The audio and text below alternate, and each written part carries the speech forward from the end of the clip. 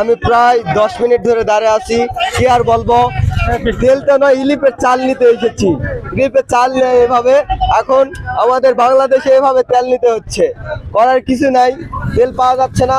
তাও আমাদের মাহমুদপুর শাহার রোড, নজিপুর পৌরসভা, বদনিতলা, নওগাঁ, এখানে তেল পাওয়া যাচ্ছে, অন্য জায়গায় তেল পাওয়া যাচ্ছে না।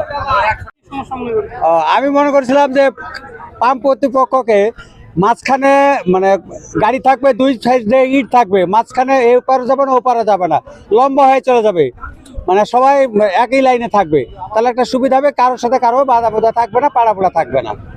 হ্যাঁ, আমার এটাই হলো বক্তব্য। আমি আসলাম নওগাঁ থেকে। হ্যাঁ, আমি এই প্রায় 15 মিনিট হলো। আপনি বলেন দেখি আপনার তেল কখন থেকে দেওয়া শুরু হয়েছে এবং আরো কতক্ষণ চলতে পারে? আমার আপনার বিশৃঙ্খলা হচ্ছে কিনা, আপনার নিরাপত্তার প্রয়োজন কিনা এই বিষয়ে অবশ্যই নিরাপত্তার প্রয়োজন আছে। আর আমার তেল কালকে 3000 অকটেন ঢুকছে। কালকে ঢোকার পর সন্ধ্যার পর থেকে রাত 12টা পর্যন্ত তেল দিয়েছি। আবার যতটুকু তেল আছে সকাল থেকে দিচ্ছি, যতক্ষণ পর্যন্ত থাকবে আমার তেল ততক্ষণ পর্যন্ত আমি তেল দিয়ে যাব। আমার হাজি ফিল্ম স্টেশন নদীপুর মাহমুদপুরে যতক্ষণ পর্যন্ত তেল থাকবে ততক্ষণ পর্যন্ত আমি তেল দিয়ে যাব। জনগণ থাকবে, আমার তেল থাকবে, আমি তেল দিয়ে যাব। সোনালী ফিল্ম স্টেশনে তেল ছিল 4500 পেট্রোল, এই সবে মাত্র শেষ হলো।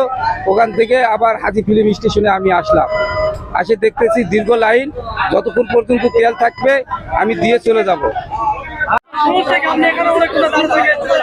আসলে মূলত তেলের পাম্পের তেল নিতে এসে এখানে জনসাধারণের দুর্ভোগ দেখে মূলত আমরা কয়েকজন ভলেন্টিয়ার হিসেবে দায়িত্ব পালন করতেছি। আমরা চাই সুষ্ঠু সুন্দরভাবে জনসাধারণ তেল পাক এবং তাদের মধ্যে যে বিশৃঙ্খলা সৃষ্টি হইতেছে এই বিশৃঙ্খলা যাতে সুন্দরভাবে নিরসন হয় এবং সকলে সুষ্ঠুভাবে তেল পায়, এটাই আমাদের চাওয়া। এই জন্য আমরা এখানে আছি। ধন্যবাদ।